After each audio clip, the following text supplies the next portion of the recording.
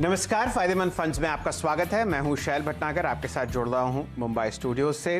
सन 2020 एक ऐसा साल था जहां पर आपने बहुत ज़बरदस्त उतार चढ़ाव देखे, परेशानियां देखी, और साथ ही साथ अब जब साल खत्म होने आता है तो आप देख रहे हैं बहुत ही शानदार रिटर्न आपको आता हुआ दिख रहा है, कम से कम निफ्टी में। कविता जी, एब्सोल्युटली, बाजार ने एक तरफ हमें निराश तो किया था शुरुआत में, लेकिन उसके बाद जिस तरह से रिकवरी दिखाई दी है, जिस तरह से ग्रोथ के लेवल्स दिखाई दिए हैं, उसमें से उसके सबका ही मन जो है वो खुश हो गया है।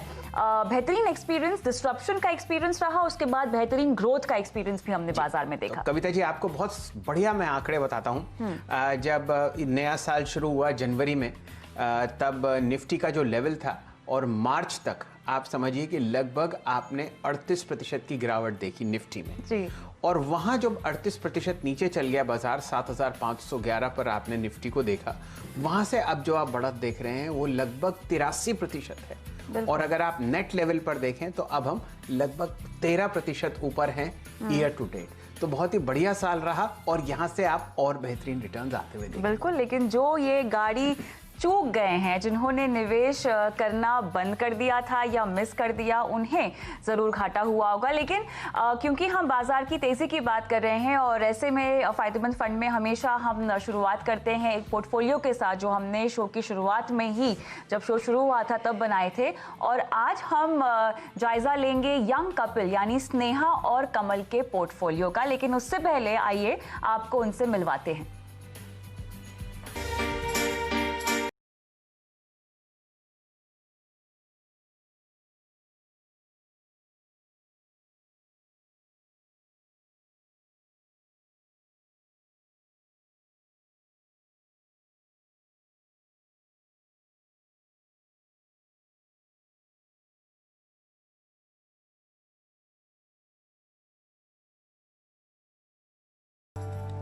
तो कविता जी, स्नेहा और कमल के लिए हम लोगों ने एक बहुत शानदार पोर्टफोलियो बनाया था। देखिए, इसमें यूटीआई इक्विटी फंड है, पराग पारेख फ्लेक्सी कैप है, Motilal Oswal mid cap fund है और axis long term equity fund है। ओवरऑल रिटर्न देखें तो क्या शानदार रिटर्न है। यहाँ पर एक जो सबसे बढ़िया बात हुई थी कविता जी, वो था कि हम लोगों ने एक भी एसआईपी नहीं रोका। और अब आप देखिए निफ्टी में आपने 13% रिटर्न आते हुए देखे ईयर टू डेट, और इस फंड ने क्या बेहतरीन प्रोडक्शन दिया है। 2 गुना आपने रिटर्न इस एवरेज पोर्टफोलियो में आते हुए देखे हैं। और आप देखिए जो ब्रेकअप है वो आपके सामने है। एब्सोल्युटली, जो फंड चॉइसेस भी हमने इनको रेकमेंड की हैं वो थोड़ी सी अग्रेसिव है, इसीलिए भी क्योंकि ये एक यंग कपल है, आगे चलकर इनके पास बहुत सारे ऐसे लाइफ गोल्स हैं जो पूरे करने हैं, और इसीलिए इस तरह के पोर्टफोलियो की ज़रूरत थी। और देखिए बाजार की गिरावट में इन्होंने अपना एसआईपी, अपना जो निवेश था वो नहीं रोका, और इसीलिए बढ़िया मुनाफा, लगभग अगर हम देखें तो 27-28% तक का इनको मुनाफा मिल रहा है अब तक इनके पूरे पोर्टफोलियो में। फंड्स की चॉइस भी काफ़ी उम्दा है, यूटीआई इक्विटी, पराग पारेख फ्लेक्सी कैप, जो कि एक मल्टी कैप था, अब उसका नाम चेंज होकर पराग पारेख फ्लैक्सी कैप हो गया है, और एमओएसएल मिड कैप 30, और साथ ही Axis long term equity tax saving के लिए। तो शैल जी, हम कह सकते हैं इक्विटी में ही मुनाफा। बिल्कुल सही फरमा रहे हैं आप कविता जी। और एक बात और नोटिस करने की है इसमें कि ये जो पोर्टफोलियो है इसमें एक मुश्त पैसा नहीं लगा था। हाँ। लेकिन जो आप रकम देख रहे हैं आपके सामने जो आई है, वो आप बिल्कुल एकदम भुना सकते हैं, यानी कि 2,14,000 रुपए, और आपने डाले तोड़ तोड़ के 15,000 रुपए महीना। और ये देखिए कि शानदार किस हिसाब से रिटर्न बना। निफ्टी को आपने कविता जी बिना कुछ करे 2 गुना आपने उसमें रिटर्न पाया है। तो चलिए अब ऐसा करते हैं, ये तो पोर्टफोलियो हमारे साथ चल ही रहा है, लेकिन एक कविता जी बहुत बढ़िया फंड लॉन्च हुआ है। बिल्कुल। और हमेशा की तरह एक बहुत बढ़िया एएमसी है, एक्सिस म्यूचुअल फंड, और वहाँ के फंड मैनेजर श्री आशीष नायक हमारे साथ जुड़े हुए हैं। एक स्पेशल सिचुएशंस पर फोकस करते हुए एक्सिस म्यूचुअल फंड ने axis special situations fund launch किया है। इसके बारे में जानकारी उनसे लेते हैं। चलिए नायक साहब, स्वागत है आपका। धन्यवाद। धन्यवाद शैल जी, धन्यवाद कविता जी, और धन्यवाद सीएनबीसी आवाज टीम का हमें होस्ट करने के लिए। जी, तो नायक साहब ये बताइए कि बाजार रिकॉर्ड हाई पे है और आप एक स्पेशल सिचुएशंस फंड ला रहे हैं, इसके पीछे क्या सोच है, क्या आप अचीव करना चाहते हैं, और क्या एक एवरेज रिटर्न होगा एक साल में इस तरीके की स्कीम का, क्योंकि ये बिल्कुल अलग सी एक स्कीम आप लॉन्च कर रहे हैं। जरूर। एक्सिस स्पेशल सिचुएशंस फंड एक ओपन एंडेड थीमेटिक फंड है जो कि डिसरप्शन नामक विषय या फिर थीम पे निर्भर है और इसके ऊपर आधारित है। किसी भी बिजनेस में चेंज को या फिर परिवर्तन को हम स्पेशल सिचुएशंस कह सकते हैं। बट डिसरप्शन जो है वो ऐसा परिवर्तन होता है जिसमें एक कंपनी किसी नए इनोवेशन के साथ, किसी नई टेक्नोलॉजी के साथ या फिर प्रोडक्ट या बिजनेस मॉडल के साथ एक इंडस्ट्री में बड़े बदलाव लाती है, जिससे कि वो हाई लेवल पे ग्रो कर सकें। पहले ऐसे परिवर्तन जो है जैसे कि ऑटोमोबाइल्स या फिर कंप्यूटर्स दशकों में होते थे और इनका इस्तेमाल भी धीरे धीरे बढ़ता था। बट अब जो टेक्नोलॉजी आई है और प्राइवेट इक्विटी फंडिंग भी आई है, इसकी वजह से ये डिस्ट्रप्शन काफी तेजी से हो रहे हैं। इनके उदाहरण अगर आप यूएस या चाइना में देखेंगे तो आपको online e commerce, digital fintech, medical equipment ऐसे कई अलग क्षेत्रों में दिखेंगे। और जब मार्केट इनका ट्रू पोटेंशियल जान जाता है तो इनमें काफी ज्यादा रिटर्न्स मिलने लगते हैं। इनके मार्केट कैप कुछ कंपनीज की बिलियन या ट्रिलियन डॉलर्स भी चली जाती है। भारत में भी हमने देखा है कि कोविड लॉकडाउन में वर्क फ्रॉम होम की वजह से काफी सारे सेक्टर्स में लोगों ने ऑनलाइन का प्रचार बढ़ाया है। ऑनलाइन बैंकिंग से लेकर online food delivery, education, gaming या फिर इवन वीडियो स्ट्रीमिंग ऐसे अलग अलग क्षेत्रों में एप्स के जो इस्तेमाल है वो बढ़े हैं। और इन न्यू एज इकोनॉमी बिजनेसेस में भी जो कि स्टार्टअप फंडेड थे लास्ट 5 से 10 साल से धीरे धीरे ग्रो कर रहे थे, उनको काफी अच्छी स्केल मिली है और उस ग्रोथ की वजह से भी उनको काफी अच्छी प्रॉफिटेबिलिटी दिखाई दी है। और प्लान्स ऐसे है कि कुछ कंपनियों ने अभी अनाउंस किया है कि अगले कुछ महीनों में या फिर 1 या 2 या 3 साल में ये मार्केट्स में लिस्ट होंगे। तो हमारा ये जो एक्सिस स्पेशल सिचुएशंस फंड है, ऐसी कंपनीज जो कि लॉन्ग टर्म डिस्ट्रप्टिव ग्रोथ कर रही है, ऐसी कंपनीज में सही समय पर इन्वेस्ट करके कैपिटल एप्रिसिएशन पाने की कोशिश करेगा। इस फंड का ज्यादातर हिस्सा यानी कि 70 से ज्यादा प्रतिशत ऐसी डिस्ट्रप्शन थीम पे आधारित होगा और इसमें से 30% जो है वो ग्लोबल स्टॉक्स भी शामिल होंगे। मीडियम टर्म या फिर जो 2 से 3 साल की अगर अपॉर्चुनिटीज है जैसे कि सेक्टर डायनामिक शिफ्ट, साइक्लिकल या स्ट्रक्चरल स्टोरीज जैसे जिससे हम कहते हैं, उसमें भी ये फंड इन्वेस्ट करेगा। और साथ ही साथ कुछ शॉर्ट टर्म इन्वेस्टमेंट जैसे कि इवेंट बेस्ड अपॉर्चुनिटीज अगर हमें दिखते हैं मार्केट में किसी बिजनेस रिस्ट्रक्चरिंग या फिर मर्जर एंड एक्विजिशन की वजह से, इनमें भी हम कुछ हद तक इन्वेस्ट करेंगे। पर जैसे मैंने कहा, इस फंड की मेन सोच है डिसरप्शन थीम को इन्वेस्ट करना, जो कि आज मार्केट में है और जो अगले कुछ सालों में भारत में या दुनिया भर में आ सकती है। तो आशीष जी, मैं आपको आपकी तारीफ करना चाहूंगी। इस तरह के इनोवेशन की थीम पर आपने एक फंड आप लेकर आए हैं। बहुत ही असाधारण सी थीम है ये। ग्लोबल बाजारों में शायद इस तरह की कंपनियों को पहचानना आसान होगा, लेकिन भारत में क्योंकि इस तरह की कंपनियां अलग से लिस्ट होती नहीं है और डिस्ट्रप्शन के साथ एक नेगेटिव कनोटेशन भी आता है। तो एक तो अगर मैं इन्वेस्टर हूं तो मैं डिस्ट्रप्शन थीम को सुनकर थोड़ा सा डर जाऊंगी, ठीक है। अब दूसरा, as a fund manager challenge आपके लिए भी है कि ऐसी कंपनियों को पहचानना है, साथ ही उतार चढ़ाव भी बहुत रहेगा इस तरह के फंड में। कैसे काम करेगा, निवेशक को कमाई कैसे होकर आप देंगे, ये बताएं। तो जैसे आपने कहा कि एक तो है कि इनोवेशन या फिर डिस्ट्रप्शन, इस चीज को शायद नेगेटिवली देखा जाता है, बट हमारे हिसाब से हमने देखा है कि दुनिया भर में जिन कंपनियों ने सक्सेसफुली इनोवेट किया है, सक्सेसफुली डिस्टर्ब किया है बिजनेसेस को, उनको काफी अच्छा रिटर्न मिला है, काफी अच्छा क्रेडिट मिला है मार्केट से in terms of market cap. और यही हमने इंडिया में भी देखा है कि जहां जहां पे कंपनियों ने बड़े स्केल पर बदलाव लाए हैं और सक्सेसफुली प्रॉफिटेबल बने हैं, उनको काफी अच्छा रिटर्न्स दिया है। इसमें यह भी जरूरी है जानना कि हम जब डिस्ट्रप्शन की बात करते हैं तो हम सिर्फ इनोवेटर या फिर डिस्ट्रप्टर कंपनी में ही इन्वेस्ट नहीं करते, बल्कि इस पूरी चेन को हम अलग से देखते हैं। अगर इसका उदाहरण हम दें तो अगर आप इलेक्ट्रिक व्हीकल जैसे इनोवेशन का एग्जाम्पल ले ले, तो आपको दिखेगा कि इसमें सिर्फ इलेक्ट्रिक व्हीकल कंपनी में ही हमें इन्वेस्ट करना जरूरी नहीं है, बल्कि हम इसके सप्लायर्स को भी इन्वेस्ट कर सकते हैं। जो जी। कंपनी इनको अलग अलग पार्ट्स प्रोवाइड करती है, अलग अलग कंपोनेंट्स प्रोवाइड करती है। जैसे कि अगर इलेक्ट्रिक व्हीकल में बात करें तो बैटरीज लगते हैं, जो कि हाईली इनोवेटिव प्रोडक्ट है और दुनिया में काफी कम कंपनियां हैं जो इस तरह के इनोवेशन कर सकती है और इस सक्सेसफुली इनोवेट कर पाई है। उनमें भी हम इन्वेस्ट कर सकते हैं। या फिर अगर हम देखें हाई एंड इलेक्ट्रॉनिक्स या फिर सेमीकंडक्टर कंपनियां हैं जो कि काफी कम है दुनिया में, ऐसी कंपनियों में भी हम इन्वेस्ट कर सकते हैं। अगर जी। हम इसी एग्जाम्पल को आगे लेके जाए, इस तरह के अनेबलिंग कंपनीज, अनेबलर जिनको हम कहते हैं डिस्ट्रप्शन के, तो भारत में भी हमें दिखेगा कि काफी सारे सेक्टर्स में हमें अनेबलर्स मिलेंगे। अगर हम डिजिटल फाइनेंस की बात करें तो क्रेडिट कार्ड बिल्कुल। कंपनीज है। अगर हम आईटी कंपनीज को ले तो हमारी आईटी कंपनीज दुनिया भर में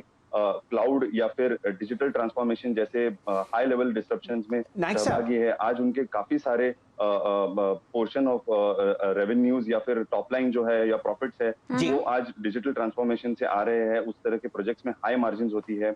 अगर हम ऐसी ही कुछ और इंडस्ट्रीज देखें जैसे कि इंजीनियरिंग सेक्टर है, वहां पे भी हम देखेंगे कि स्मार्ट बिल्डिंग्स या फिर स्मार्ट प्रोजेक्ट्स, साथ ही साथ ऑटोमेशन या रोबोटिक्स जैसे हाई लेवल ऑफ डिस्ट्रप्शन करने वाली कंपनियां भी हैं कैपिटल गुड सेक्टर में, जो कि हम इन्वेस्ट कर सकते हैं एज अनेबलर्स ऑफ नाइक साहब, डिस्ट्रप्शन। तो इस तरह से हम अगर वैल्यू चेन को देखें, ना कि सिर्फ इनोवेटर को, तो हमें काफी सारे अपॉर्चुनिटीज मिल जी। सकते हैं जो कि शायद सारे इन्वेस्टर्स नहीं देख रहे हैं, और इसीलिए अगर इन्हें नाइक हम साहब, जल्दी इन्वेस्ट एक करें तो तो बाजार फिलहाल रिकॉर्ड हाई पर चल रहा है, और जो आपने थीम चुनी है वहां पर जो भी गिने चुने स्टॉक्स होंगे वो ऑलरेडी बहुत एक्सेसिव वैल्यूएशंस पर फिलहाल ट्रेड कर रहे होंगे, क्योंकि वो अगर डिसरप्ट कर रहे हैं तो वहां पर जाहिर तौर पर बहुत लोगों का ध्यान ऑलरेडी केंद्रित होगा। अब आप ये बताएं कि क्या आपको ये स्टॉक्स ऐसी वैल्यू पर मिलेंगे कि आप लंबी अवधि में या मध्य अवधि में एक अच्छा पैसा, एक अच्छा रिटर्न कमा के अपने निवेशकों को दे पाएं? तो जैसे मैंने कहा कि काफी जगहों पे डिसरप्टर स्टॉक्स जो है, वो इनोवेटर स्टॉक्स जो है, उनके वैल्यूएशन काफी ज्यादा हो जाते हैं। बट जो इनकी चेन में इनके सप्लायर्स है, उनके स्टॉक्स काफी बार लोगों के ध्यान में पहले नहीं आते हैं। तो अगर हम ऐसे स्टॉक्स में भी इन्वेस्ट करें, ना कि सिर्फ डिसरप्टर स्टॉक में, तो हमें ये अपॉर्चुनिटी मिल सकती है।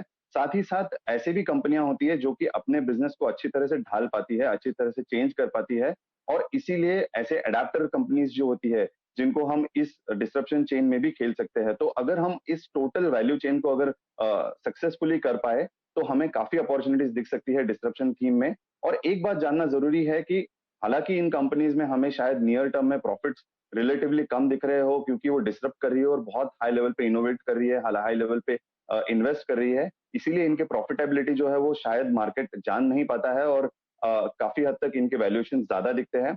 बट अगर हम इनकी अपॉर्चुनिटी लॉन्ग टर्म में या मीडियम टर्म में 5 से 10 साल तक देखें, तो हमें दिखेगा कि जिस तरह से इनमें ग्रोथ आएगी फ्यूचर में, जिस तरह से इनके कैश फ्लोज हो सकते हैं, और अगर हम इनको वैल्यू को जान पाए, तो हम इनमें पहले इन्वेस्ट कर सकते हैं और काफी अच्छी तरह से अपॉर्चुनिटीज मिल सकते हैं हाई लेवल ऑफ कंपाउंडिंग के लिए। एक्सपर्टीज पे भरोसा करना होगा, निवेशकों को आप पर दांव लगाना होगा, लेकिन उसी के साथ साथ आशीष जी मुझे ये बताएं कि किस तरह के रिस्क प्रोफाइल वाले इन्वेस्टर को इसमें निवेश करना चाहिए। जरूर। तो इसमें जैसे मैंने बताया कि ये जो है एक थीमेटिक फंड है, इसमें काफी सारे सेक्टर्स आ सकते हैं, जैसे कि बैंकिंग आ सकता है, आईटी, टेलीकॉम, साथ ही साथ इंजीनियरिंग। बट इसमें कुछ सेक्टर्स जो है वो आज लिस्टेड मार्केट में शायद ऐसे स्टॉक्स नहीं मिलेंगे हमें। एफएमसीजी, फार्मा, सीमेंट, ऑटोज या कमोडिटीज जैसे सेक्टर में डिसरप्शन थीम में शायद बहुत ज्यादा प्रोपोर्शन इस फंड में नहीं हो। तो इसे अगर हम किसी मल्टी कैप डाइवर्सिफाइड फंड से कंपेयर करें, जो कि अवधि होती है अराउंड 3 साल की इन्वेस्टमेंट होराइजन से ज्यादा, इस फंड में हमें शायद थोड़ा ज्यादा टाइम देना होगा। हमें शायद 5 साल या ज्यादा होराइजन के साथ इसमें इन्वेस्ट करना चाहिए, क्योंकि इसकी जो ट्रैकिंग एरर है, निफ्टी 500 जो इसका बेंचमार्क है, उससे इसके ट्रैकिंग एरर कुछ हद तक ज्यादा हो सकते हैं। जैसे मैंने बताया कि कुछ कंपनियों को जेस्टेशन पीरियड लगता है इन्वेस्ट करके ग्रो करने के लिए, और मार्केट में इनके पोटेंशियल को अप्रिशिएट करने के लिए, इसीलिए इनको हमें थोड़ा ज्यादा समय देना चाहिए। तो नाइक जो साहब, इन्वेस्टर अपने ओवरऑल पोर्टफोलियो में 70 से 80% डाइवर्सिफाइड फंड्स लेके रखे हुए हैं, जैसे कि multi cap, large cap, mid cap, small cap, उनके लिए शायद 15 से 20% उनके ओवरऑल फंड में थीमेटिक फंड, जैसे कि ये एक्सिस स्पेशल सिचुएशंस फंड जो डिस्ट्रप्शन थीम पे है, वो रह सकता है कुछ हद तक उनको हाई लेवल डिस्ट्रप्टिव ग्रोथ का एक्सपोजर देने के लिए। चलिए, ये बात तो आपने बताई कि थीम क्या होगी, कौन कौन से सेक्टर्स में आप पसंद करेंगे स्टॉक्स। नाइक साहब, ये बताइए कुल मिला के इस पोर्टफोलियो में कितने स्टॉक्स की आप उम्मीद रख रखे हैं जो पोर्टफोलियो का हिस्सा बनेंगे? तो जैसे मैंने बताया कि इस फंड में 70% भारतीय स्टॉक्स इंडियन मार्केट में होंगे, जो कि हमारे हिसाब से 30 से 35 स्टॉक होंगे इसमें। और जो ग्लोबल पोर्टफोलियो है, जिसमें हम 30% इस फंड का इन्वेस्ट करेंगे, वहां पे हमें 20 से 30 स्टॉक्स हमारे जो ग्लोबल पार्टनर है श्रोडर्स, उनकी एडवाइस से हम करेंगे। उनकी ओवरऑल टीम है दुनिया भर में 90 एनालिस्ट की, उनके एग्जिस्टिंग पोर्टफोलियो जो है उसमें हम 20 से 30 स्टॉक में डायरेक्टली इन्वेस्ट करेंगे। अच्छा, ये बताइए नाइक साहब, आपने 50 स्टॉक्स का पोर्टफोलियो बनाया, 30 लोकल और 20 ग्लोबल। अब कोई सेक्टोरल एलोकेशन भी होगी या आप सिर्फ थीम बेस्ड हैं? मतलब क्या ऐसा भी हो सकता है कि 5-6 स्टॉक्स एक स्पेसिफिक सेक्टर के होंगे, या उसमें आप कोई सोच फेरबदल करेंगे मार्केट कैपिटलाइजेशन के हिसाब से? उसका लेखा जोखा कैसे बनाया जाएगा? हमें हमेशा एक्सिस म्यूचुअल फंड में बॉटम अप स्टॉक पिकिंग पे हमने काफी ज्यादा जोर दिया है, काफी ज्यादा ध्यान दिया है। और इस फंड में भी हम अपने ओवरऑल जो स्टॉक यूनिवर्स है उनमें से जो कंपनियों में हमें डिसरप्शन या फिर स्पेशल सिचुएशंस नजर आते हैं, ऐसे स्टॉक्स को चुनकर हम उसमें इन्वेस्ट करेंगे। जहां पर डिसरप्शन का स्कोप ज्यादा है उसमें हमारा वेट ज्यादा होगा लॉन्ग टर्म के हिसाब से, और जहां पर हमें डिसरप्शन कम दिखाई दे रहा है या फिर धीरे धीरे कम होते हुए दिखाई दे रहा है, उनमें हमारा वेटेज कम होगा। तो इस हिसाब से जो है ये बॉटम अप स्टॉक पिकिंग होगा। बट अगर हम देखें कि मार्केट में भी आज अगर जो लार्ज कैप्स है जहां पे डिसरप्शन दिख रहा है, उनके मार्केट कैप जनरली काफी ज्यादा रहते हैं, लार्ज या मिड कैप में ये गिने जाते हैं। तो ओवरऑल इस पोर्टफोलियो में हमारे हिसाब से जो डोमेस्टिक पोर्टफोलियो है उसमें 70 से 80% लार्ज कैप्स होंगे और कुछ हद तक मिड या स्मॉल कैप कंपनीज होंगी। ऑलराइट, तो यहाँ पर इनोवेटिव डिस्ट्रप्शंस की थीम पर एक दिलचस्प फंड जो कि एक्सिस म्यूचुअल फंड लेकर आया है, एक्सिस स्पेशल सिचुएशंस फंड। और आशीष जी ने बहुत बारीकी से समझाया कि ये फंड किस तरह से कामकाज करेगा। लेकिन नए निवेशक जो हैं वो थोड़ा सा परहेज कर सकते हैं इस फंड से। लेकिन हाँ, अगर आप एक मंझे हुए निवेशक हैं और अपने पोर्टफोलियो को थोड़ा सा तड़का देना चाहते हैं तो मेरे ख्याल से ये फंड आपके लिए ज़रूर है। बहुत बहुत शुक्रिया आशीष जी, समय निकालकर फंड की बारीकियों के बारे में हमें, हमारे दर्शकों को बताने के लिए। इसी के साथ रुकेंगे एक ब्रेक के लिए, लेकिन ब्रेक के उस पार हमारे साथ जुड़ेंगे फिरोज अजीज जो दर्शकों के तमाम सवालों के जवाब देंगे। बने रहे।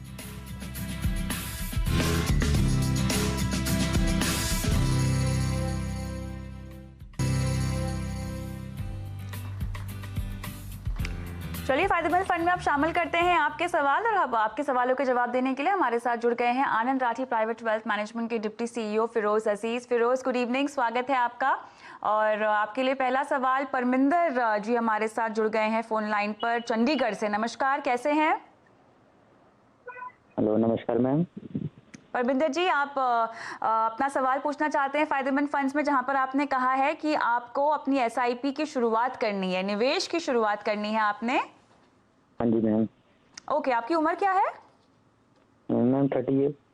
ऑलराइट, तो आपने 3,000 रुपए की एसआईपी करनी है, कितने साल के लिए? मैम लॉन्ग टर्म के लिए सोच रहा हूँ मैं, 10 to 15 ईयर। चलिए बढ़िया, कोई खास लक्ष्य जिसके लिए आप निवेश करना चाहते हैं? हाँ जी मैम। बताना चाहेंगे आप? हाँ जी मैम, एक्चुअली चंडीगढ़ में अपना फ्लैट लेना चाह रहा था। चंडीगढ़ में आपको घर खरीदना है, अप्रोक्सीमेट अमाउंट कितने का होगा? मैम 50 लाख। 50 लाख, अभी आप इसकी करंट वैल्यू बता रहे हैं। लेकिन चलिए फिरोज, हमारे पास गोल है और इन्वेस्टमेंट अमाउंट है 3,000 रुपए, जो कि मैं उम्मीद करती हूँ परमिंदर जी बढ़ाएंगे जैसे जैसे उनकी आय में वृद्धि होगी। बताएं। परमिंदर जी, आई थिंक अच्छी बात है कि आप शुरुआत कर रहे हैं, 38 की उम्र में शुरुआत कर रहे हैं। Better late than never, point 1।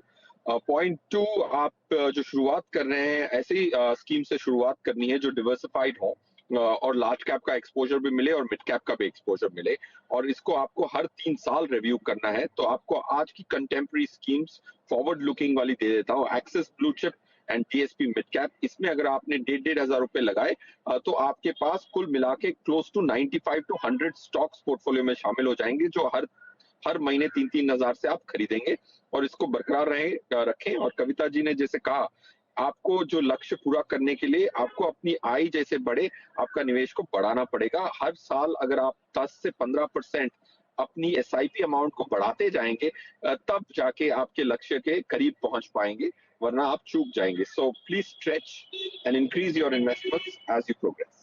Right, Axis blue chip और डीएसपी मिड कैप आपको 2 फंड रेकमेंड किए हैं, और अपने निवेश को जरूर बढ़ाइएगा, आपसे ये भी दरख्वास्त है। इसी के साथ शो को समाप्त करने का समय हो गया है। बहुत बहुत शुक्रिया फिरोज, समय निकाल के तमाम सवालों के जवाब देने का, और मुझे और शैल सर को भी इजाजत दें।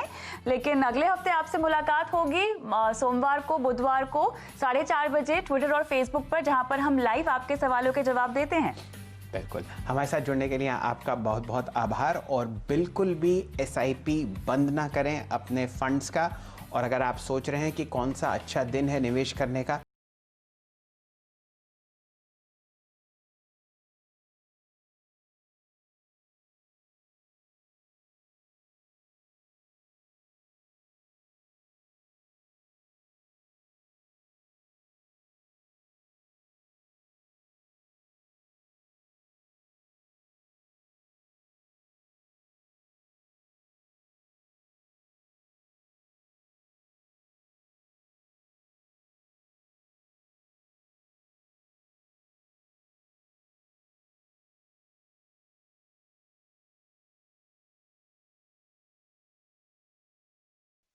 फ्रेंड्स मिलते हैं अगले वीडियो के अंदर, जब तक के लिए गुड बाय।